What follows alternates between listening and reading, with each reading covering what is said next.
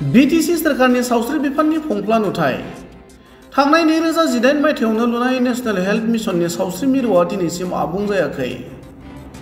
उदालगुरि जिल्लानि 37 नं धनस्रि बियाबसिंनि दिप बिसरा गामियाव लुनाय नेशनेल हेल्थ मिशननि सावस्रि मिरुआ आबुङै लुखांनायनि उनावबो खामानिफोरा मावफुंजायाखै। जायनि जाउनाव दिप बिसरा गामियाव थानाय नेशनेल हेल्थ मिशन सावस्रि मिरुनि सोरगिदिं हाग्रा दुनानै थानायजों लोगोसे मावखुलि सिंनि बाहागोआव बेमा सोंनानै आरो बायफ्ले जिफ्ले थासारियाव दं। गोग्लैसोनानै थानाय नेशनेल हेल्थ मिशन सावस्रि मिरुनि सोमोन्दै ओनसोलनि रायजोफोरा उदालगुरि जिल्लानि सावस्रि बिफाननि मावख'गिरिफोरनो गोबां खेब फोरमायदोंमोनब्लाबो दिनैसिम जेबो राहा लायैनि अजद होनायजों लोगोसे ओनसोलनि रायजो राजाफोरा सावस्रि फाहामथाय लानायनि बेलायाव जेंनानि मोगा-मोगि जानांनाय बाथ्राखौ फोरमायो। आरो बीटीसी सोरखारनि सावस्रि बिफाननि मावफुं सोद्रोमा अरुप कुमार देनि सायाव रागा जोंखांनाय फोरमायनानै खौरां बिजोङाव ओरैबायदि बुङो।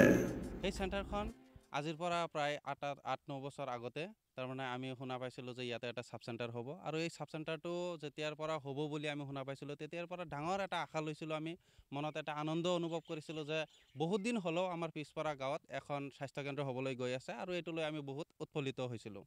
কিন্তু দুৰ্ভাগ্যৰ কথা যে আজিলৈকে এই স্বাস্থ্যকেন্দ্ৰটো 2018-19 যিহেতু এই স্বাস্থ্যকেন্দ্ৰটো আমাৰ ইয়াত স্থাপন কৰা হৈছিল, কিন্তু আজিলৈকে এই স্বাস্থ্যকেন্দ্ৰটো উদ্বোধন কৰা নহ'ল।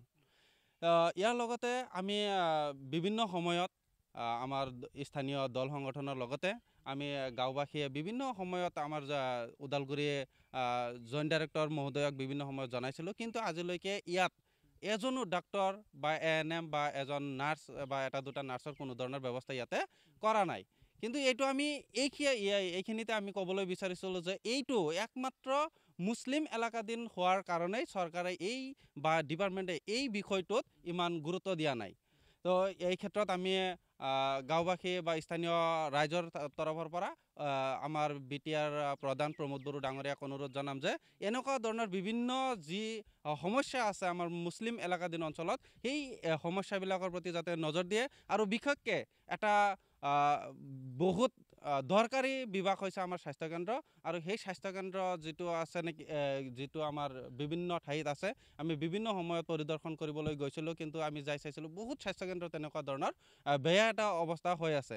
ঠিক তেনেদৰে আমাৰ ইয়াতো যিটো ডিবিচৰা গাঁৱত যিটো স্বাস্থ্যকেন্দ্ৰ আছে এই স্বাস্থ্যকেন্দ্ৰটোৰ অৱস্থাই ঠিক তেনেকুৱাই। তো আমি ইয়াৰ ফলত আমাৰ BTRৰ যিজন EM স্বাস্থ্য বিভাগৰ EM অৰুপ কুমাৰ দেক আমি অনুৰোধ জনাম যাতে এই বিষয়বিলাকত যাতে আমাৰ স্বাস্থ্যমন্ত্ৰীয়ে যাতে গুৰুত্ব দিয়ে। লগতে আমাৰ অসমৰ যিজন স্বাস্থ্যমন্ত্ৰী অশোক সিংঘাল ডাঙৰীয়া তেখেতকো আমি এই বিষয়বিলাকত যাতে ভালদৰে নজৰ ৰাখে তাৰ কাৰণে আমি অনুৰোধ জনাম। হয়, আজি আমি ইয়াতে আহি উপস্থিত হৈ বহুত এটা বেয়া পৰিৱেশ আমি দেখা পাইছোঁ যে স্বাস্থ্যকেন্দ্ৰখন যিদৰে থাকিব লাগিছিল একচুৱেলি তেনেকুৱা অৱস্থাত নাই। ইয়াতে ধৰক আপোনালোকে দেখা পাইছে যে বিভিন্ন ধৰণৰ অৰণ্যৰে ভৰি পৰিছে, লগতে গৰু ছাগল কিবা কিবি দেখা পাইছোঁ আমি ইয়াতে, কিন্তু এই স্বাস্থ্যকেন্দ্ৰটোৰ অৱস্থা এনেকুৱা হ'ব নালাগিছিল। ইয়াতে যিহেতু বিভিন্ন সময়ত বিভিন্ন পেচেণ্টবিলাক অহাৰ কাৰণে এটা চৰকাৰে ভাল এটা পদক্ষেপ হাতত লৈছিল যাতে সেই আমাৰ এই পিছপৰা গাঁৱৰ যিবিলাক মহিলা আছে বা তেনেকুৱা ধৰণৰ যিবিলাক পেচেণ্ট আছে সিহঁতে যাতে এই স্বাস্থ্যকেন্দ্ৰৰ পৰা উপকৃত হয় তাৰ কাৰণে আমি চৰকাৰক এই স্বাস্থ্যকেন্দ্ৰটোৰ প্ৰতি বিশেষ গুৰুত্ব দিয়াৰ কাৰণে আমি অনুৰোধ জনাইছোঁ।